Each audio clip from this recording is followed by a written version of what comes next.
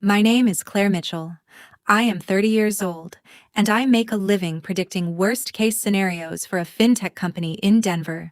But nothing in my job ever prepared me for the 10-second voicemail that blew up my family. It came in on a Tuesday afternoon, right between a risk report and a cold cup of coffee. I tapped play and heard my mom's voice, flat and businesslike, as if she were canceling a subscription, not her daughter. "You're out. Don't come back. We're moving on without you." No explanation. No emotion. Just a verdict. For a second I just stared at my phone, feeling my heartbeat in my ears. Then the part of my brain that spends all day locking down other people's money quietly kicked in. I didn't call back. I didn't argue. I typed one simple text. "Okay." Then I moved on first.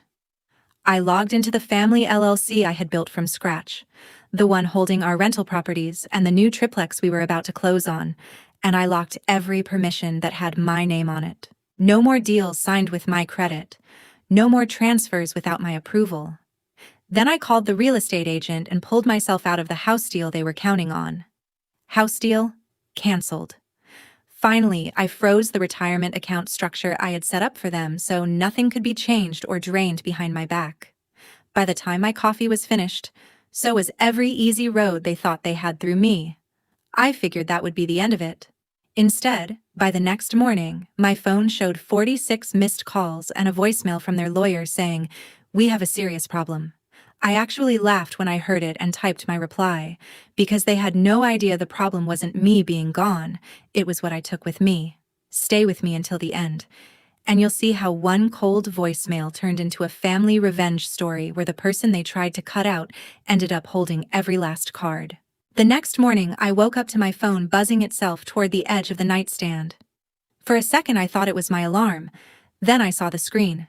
46 missed calls. Mom. Dad. Unknown numbers. One from a law office I recognized. The latest notification was a voicemail from their lawyer. I put in my earbuds and hit play while I started the coffee machine. "This is Evan Coleman, counsel for Mark and Diane Mitchell. Claire, we need to talk. This is serious? Please call me back as soon as possible." His voice was tight in that way lawyers get when they realize their clients left out important details. I let the message end and stared at the wall for a moment, listening to the coffee drip. My phone kept lighting up as new texts came in. From Mom. "Claire, this is just a misunderstanding. Call me, we need to talk." From Dad. "Kiddo, whatever happened, we can fix this. Please call us back." Another one from Mom. "We didn't mean it like that. We were upset. Come home so we can explain." Funny, I thought, because yesterday there had been no confusion in her voice at all. "You're out. Don't come back. We're moving on without you." That had sounded pretty clear to me. I scrolled, half expecting to see Brooke's name somewhere in the flood. Nothing. Not a single text or missed call from my little sister, who usually spammed our family group chat over the smallest thing. For someone who loved attention, she was very quiet now. While the coffee finished, I opened the building security app and pulled up the camera feed for our front entrance, almost on autopilot. The screen showed a clip from earlier that morning. My dad standing outside the glass door of my apartment building, hands shoved deep into his jacket pockets, looking up at the second floor where my unit was. He checked his phone, hesitated like he was about to ring the buzzer, then turned around and walked away. No call. No knock. Just retreat. My chest tightened for half a second. Then I pushed the feeling down. When people show you how easily they can cut you off, you do not rush to comfort them when they feel the knife swing back their way. On the way to work, my phone kept vibrating in my bag. I let it. At my desk, I finally shot off 3 short replies. To Mom. "I'm safe. I need time." To Dad. I heard the voicemail. "I'm not ready to talk." To the lawyer. "I received your message. I will respond in writing." I did not owe anyone more than that. A little before lunch, my coworker Jenna rolled her chair over to my desk, lowering her voice. "You have been staring at that screen like you are about to blow it up," she said. "Everything okay at home?" I almost said yes out of habit, but stopped myself. "Not really. My parents decided I am out of the family business." Her eyebrows shot up. Do they realize you are the family business? I shrugged. They left a voicemail. I locked things down. Now their lawyer is involved. Jenna let out a slow whistle. Look, I am not telling you what to do, but you know how this goes.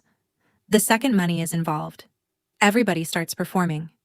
If you make moves out of guilt, they will spin that into you admitting fault. Make sure every decision you make is something you'd be fine explaining to a judge one day. I nodded. That part I understood better than anyone. Risk management was my job. I had spent years building systems so people could not quietly move money around behind each other's backs. And now I was realizing I had built the perfect system to keep my own family from doing the same thing to me. As I walked to the break room to refill my coffee, my phone buzzed again. A new text from an unknown number. Heard you pulled out of the triplex because you're overwhelmed. You okay? It was a cousin on my dad's side. Overwhelmed. That was definitely not my word. It sounded like something Brooke would say, while blinking back fake tears. The pieces started to line up in my head. The timing of her losing her marketing job, the way she'd started throwing around phrases like streamline the LLC and free up equity at Sunday dinners, as if she had ever cared about spreadsheets before. The fact that she was the only one quiet now, like a puppeteer who had already pulled the strings and was waiting off stage to see the outcome. I stared at my phone and felt the first clean edge of anger, sharp and cold, slide into place. If Brooke was behind this, if she thought she could shove me out of what I built and climb into my spot while our parents played along, then she had chosen the wrong sister to pick a financial fight with. 2 days later, I tried to pretend life was normal by doing something painfully ordinary. I went to the local coffee shop I always hit on Saturdays, the kind of place where the barista knows your order and the regulars talk about hiking and housing prices. I had just picked up my latte when I heard someone call my name. Claire. Hey. I turned and saw Tom Reynolds, one of my dad's old buddies from the garage he used to work at. He clapped me on the shoulder like nothing was wrong. Heard about the triplex? He said, lowering his voice like he was about to share a secret. Tough stuff. I frowned. What about it? He winced. Just what your mom and Brooke were saying in the family group chat. That you pulled out because work pressure got to you. That you were overwhelmed and it was not a good time for you mentally. He said mentally the way people do when they are afraid to say breakdown. I felt my jaw tighten. Overwhelmed. There it was again. I forced a smile so tight it felt like it might crack. Yeah, well, you know how rumors travel, I said. Tom patted my arm, told me to take care of myself, and wandered off to the sugar station. I walked out of the shop before my face showed what I was really feeling.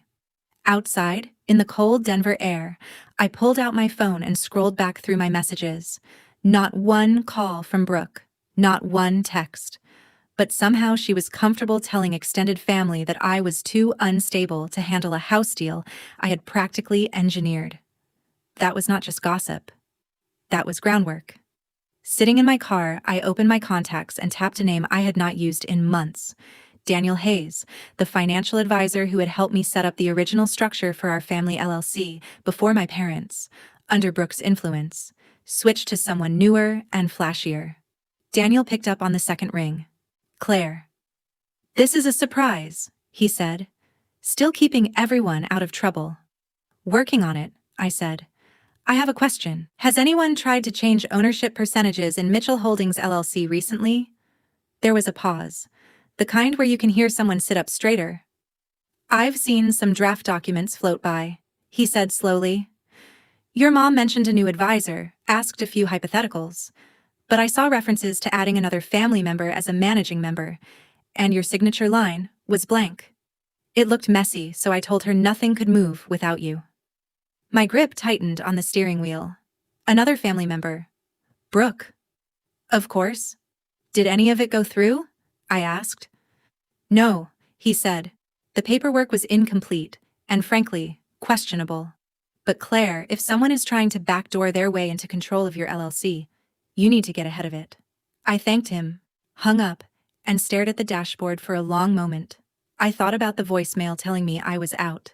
I thought about Tom parroting the word overwhelmed. I thought about my mom suddenly wanting a new advisor right after Brooke lost her job. This was not random. This was a plan with a shaky legal backbone and a lot of emotional manipulation on top. A new notification popped up while I sat there. From Brooke. Finally. What do you think you're doing, Claire? Pulling out of the house deal? Freaking everyone out? Locking down accounts? This is a mess and you are making it worse.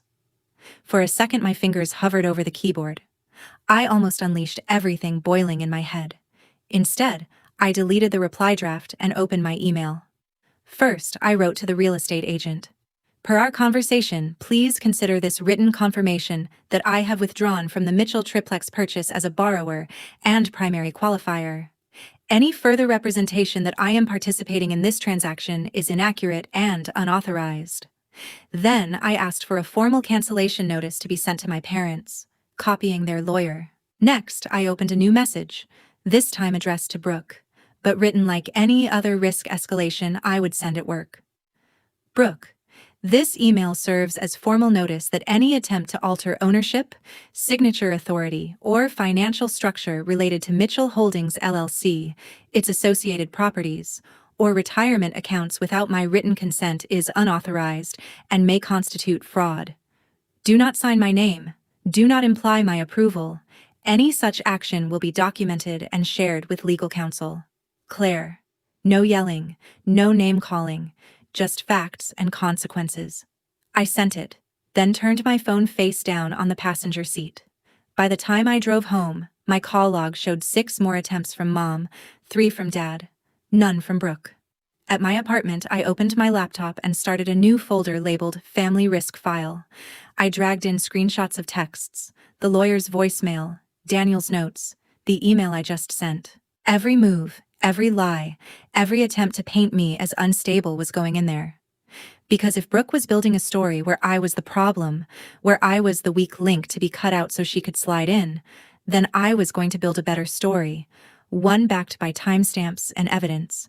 And I could not help wondering as I watched the files pile up on my screen, how many families blow up like this because one person values the truth less than the role of victim they have been rehearsing their whole life. 3 days later, an unknown number flashed on my screen in the middle of a spreadsheet. I almost let it go to voicemail until I saw the firm name. This is Claire. Hi Claire, this is Jason Liu, your parents' new financial advisor, he said. I just need to go over some discrepancies in the Mitchell retirement structure. That word made me sit up. He explained he'd been reviewing the LLC and retirement accounts and had seen draft forms adding Brooke as a co-trustee or managing member, with my name referenced as approving changes but no actual signature from me. To be clear, Jason, I have not approved anything, I said. I haven't signed a thing since the day Daniel and I set it up. Jason sighed. I figured. Your family is under the impression you stepped away, and that these changes are what you want. The word overwhelmed came up. From a compliance standpoint, I needed your confirmation. Treat every request as unauthorized unless you see my live signature, I told him. If someone claims otherwise, ask for written proof. You won't get any. After we hung up, my cousin Megan called. Are you okay? She blurted. Because the way Brooke has been talking, it sounds like you are falling apart. I asked what exactly Brooke was saying. That you pulled out of the triplex because of anxiety? That you hoard control of the LLC? That you threatened to cut Mom and Dad off financially? Megan said. Now she's posting about abusive power in families. None of that is true, I said. Megan lowered her voice. I didn't think so. It doesn't match the Claire who paid for their roof. I just wanted you to know what was being said. Thanks. Screenshot if you feel like it. Otherwise, don't feed her audience. We hung up. A second later, an email thread popped into my inbox. Subject Mitchell Triplex Purchase Update. It was from our agent Susan with my parents, Brooke and Evan, the lawyer on copy. Quoted under her reply was Brooke's message. Susan, as we discussed, Claire has pulled out due to personal mental health struggles. We need to move forward without her. Please respect her limitations, Brooke had written, sounding so caring it made my skin crawl. Susan's actual reply was crisp. Thank you, Brooke. For liability, I'll need written confirmation directly from Claire and will pause the file for now. I started typing before the anger softened. Hi, Susan. I wrote. Attached is my written withdrawal from 2 days ago, and the pre-approval docs. I am not exiting due to mental health struggles. I am withdrawing because I no longer consent to my name, credit, or income being used under the current family circumstances. Any other description of my decision is inaccurate. Thanks for pausing the file. Claire. I copied Evan and Jason, attached everything proving I'd been the driver from day one. Susan replied quickly to the smaller group. Understood. I will ignore Brooke's prior message and only act on instructions that come from you. A quiet email followed from Evan. Received. We should talk about next steps. That night, there was an envelope taped to my apartment door with my mom's handwriting. Inside, on lined paper, she'd written, "We love you. We were emotional. Please call us so we can fix this before it goes too far.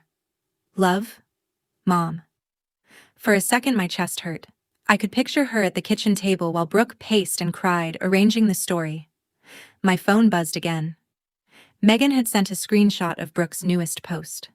Sometimes the most dangerous person in a family is the one who controls all the money and punishes you when you don't obey.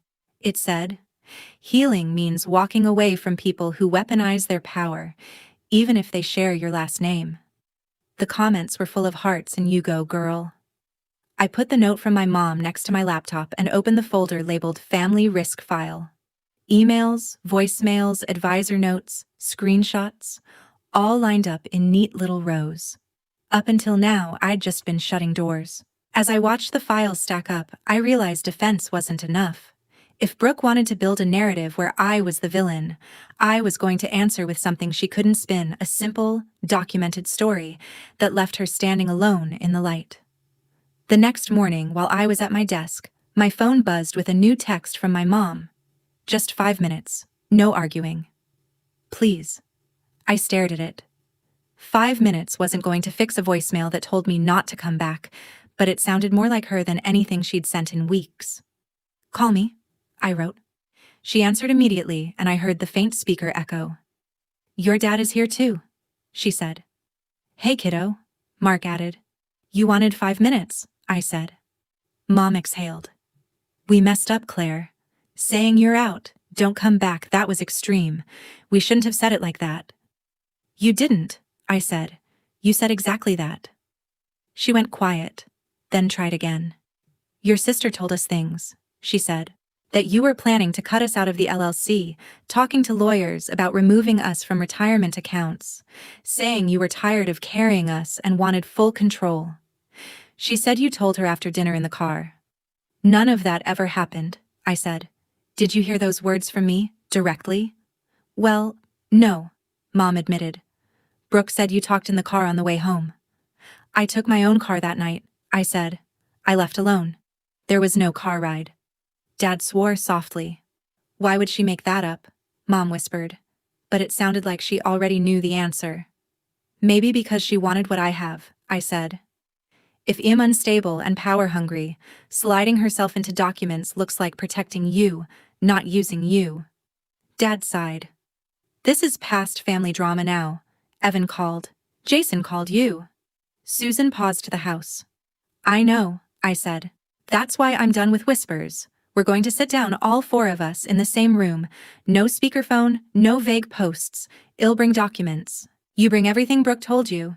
Then we see what survives. Do we have to involve lawyers? Mom asked. They're already involved, I said. The question is whether they see Brooke's story first or the evidence. When? Dad asked. Tomorrow, 6, at the house, I said. If Brooke won't come, that's an answer too. The next evening, I walked into my parents' living room with a thick folder under my arm. Same beige couch, same framed school photos, completely different air. My parents sat together on the sofa. Brooke perched in an armchair with a tissue like a prop. She wouldn't look at me. Thanks for coming, Dad said. I set the folder and my phone on the coffee table. Just so we're clear, I said. Nothing about this is off the record in my head. If anyone lies, I won't keep it here.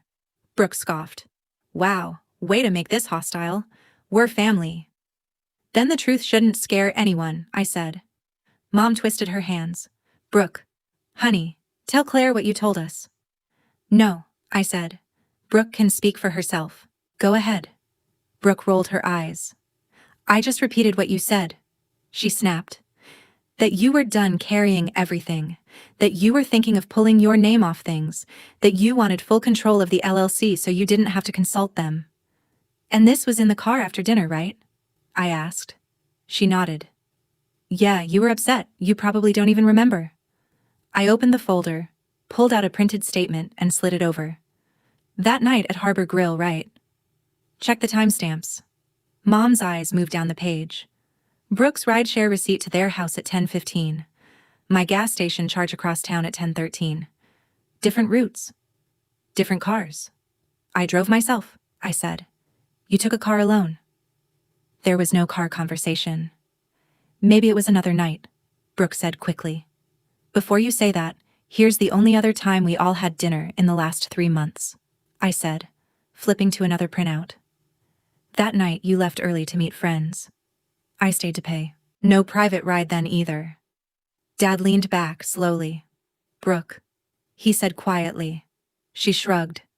Memory is weird, okay? I was trying to help. I thought she was serious about needing a break. I laid down the email to Susan next, my withdrawal sent before Brooke's mental health story, then Susan's reply saying she'd ignore anything that didn't come from me. Then Jason's note about draft documents with my name referenced but not signed. Then screenshots of Brooke's posts and Megan's messages. One by one, the pages built a line from my voicemail to this couch. Mom finally turned to Brooke. You told us you saw emails, she whispered. You told us Claire said she was done with us. Brooke sat up straighter. So now you just believe her because she printed things, she said. She's always liked control. She's twisting everything to make me look crazy. Dad fixed his eyes on her. The truth doesn't fall apart when you hold it next to a receipt, he said. Yours did. Mom looked at me, and for the first time since that voicemail I saw something shift. We always thought you could handle more, she said. We saw Brooke as fragile, so we protected her and pushed responsibility onto you. And now I'm sitting here realizing the only person who has lied to us is the one we told not to come back. Brooke opened her mouth, but Mom lifted a hand. Not this time, she said softly. The word no landed between them, and I felt something inside me finally, quietly, slide back into place. They had tried to cut me out based on a script Brooke wrote. Now they were watching that script burn, page by page, and realizing they were seconds away from losing the one person who had actually kept them afloat. The silence after my mom's no sat there like a fifth person in the room. Brooke shifted in her chair, eyes darting between our parents and me, testing which way the wind was blowing. So what now? She snapped finally. You've got your little packet of papers. Congratulations, Claire. Are you happy you made Mom cry? I ignored the jab. This is not about anyone crying, I said. It's about consequences. You told me I was out. You tried to push changes through behind my back. You told people I was unstable so you could step into things I built.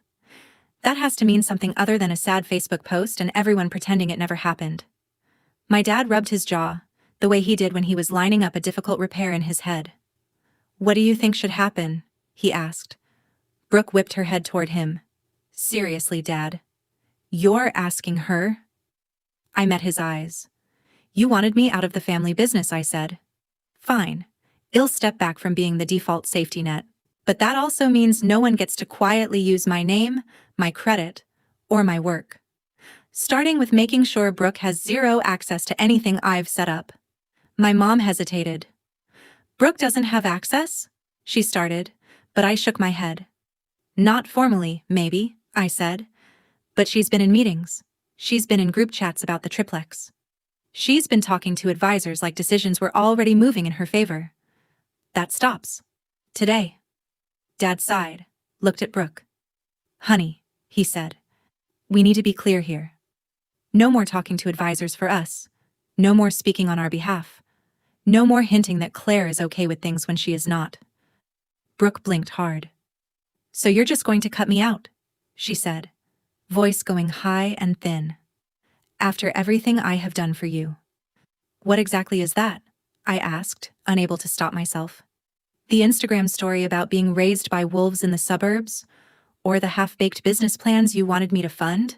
Mom flinched but didn't scold me this time. Mark, she said quietly, maybe we should make it official. No additional beneficiaries. No shared accounts. No promises we can't keep. We've been saying for years we'd help Brooke start something. Pay off this card. Co-sign that loan. All it has done is make her think she is entitled to money that isn't there until Claire builds it. I looked at her, surprised at how blunt she was being. Diane turned to me. We want you to rewrite the documents, she said. The LLC, the retirement stuff, all of it. Based on what you think actually makes sense, not what we say in the middle of a fight. I stared at her.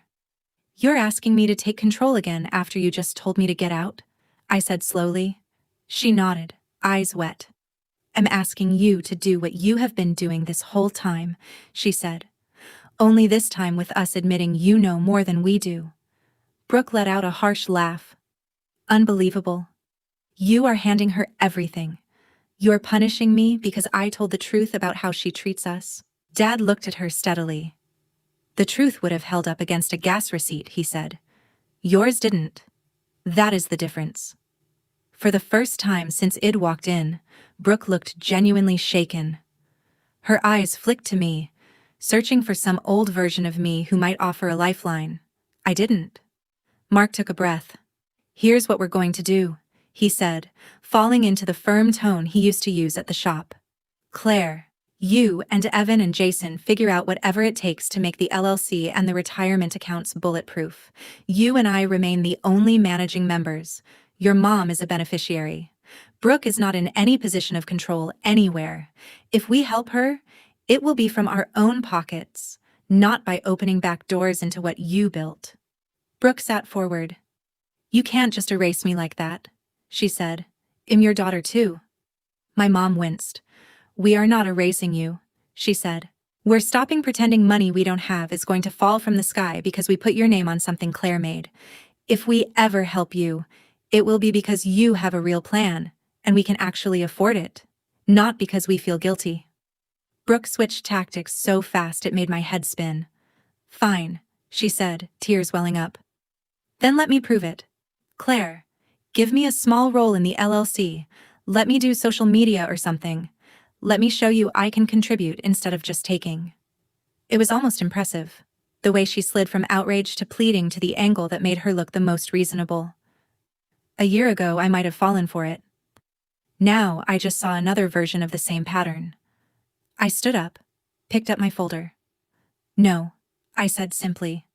If you want to prove you can build something, you don't do it by wiring yourself into what someone else has already built. You do it by starting with nothing. Like I did. My mom looked between us. Claire, isn't that a little harsh? She asked softly. I shook my head. Harsh was being told I was out and should not come back, I said. Harsh was having my stability used as a prop to get sympathy online. This is just boundaries, Mom. There's a difference. Brooke glared at me. You are going to regret this, she hissed. You think you can cut me off and walk away clean. I picked up my phone and slid it into my bag. No, I said. I think I can protect what I have earned and stop you from turning my work into your safety net. Whatever happens to you after that is not on me. On my way out, my dad walked me to the door. I am sorry, he said quietly. For the voicemail, for not asking you first, for letting it get this far. I believed what was easiest to hear. I nodded, feeling a complicated mix of relief and sadness wash over me. I know, I said. But believing the easy story does not mean the consequences are easy too. Over the next week, the shifts became real. Jason sent over revised drafts, with only my and Mark's names in control positions. Evan scheduled a meeting where my parents signed documents limiting who could ever touch their accounts. I updated the LLC operating agreement to explicitly state that no new managing member could be added without unanimous written consent from existing ones. There was no line where Brooke's name could even be penciled in later. When the last signature dried, I felt something settle into place. Not revenge as a dramatic moment, but revenge as a structure. A system in which the person who tried to push me out no longer had any way in. A few days after that, Brooke showed up at my office unannounced, eyes big and red, asking the receptionist for me. She was holding a binder, the kind you bring to pitch a project. I met her in the lobby, arms crossed. "I have a business plan," she said, thrusting the binder toward me. "Events, brand partnerships, influencer collaborations. If you just invest a little, I can pay you back and prove everyone wrong." I didn't take the binder. "Start it without me," I said. "If it works, you won't need my money. If it doesn't, you'll know why I said no." Her face crumpled, anger and panic fighting for space. "You are really not going to help me," she whispered. "Not after everything." I thought of Daniel's warning, Jason's caution, Megan's screenshots, my mom's note, my dad's quiet apology, that voicemail that started all of this. "I'm done helping people set themselves on fire with my gasoline," I said. Then I turned and walked back through the secured door to my floor, leaving her and her binder and all of her almosts on the other side. A month later, I stood in the driveway of a pale brick triplex on the edge of Denver, holding a box of kitchen stuff and watching my parents argue about where to put a bird feeder. The bottom unit was theirs now, officially, in writing, with a clause that said they could live there for the rest of their lives, without anyone being able to touch it. My unit was on the second floor, light spilling through big windows. The third unit was already listed for rent, the numbers penciled out in a spreadsheet only I controlled. Mitchell Holdings, LLC, the thing Brooke had tried to slide into, was leaner and cleaner. Just me and my dad as managing members, my mom as beneficiary, and more safeguards than any family drama could shake loose.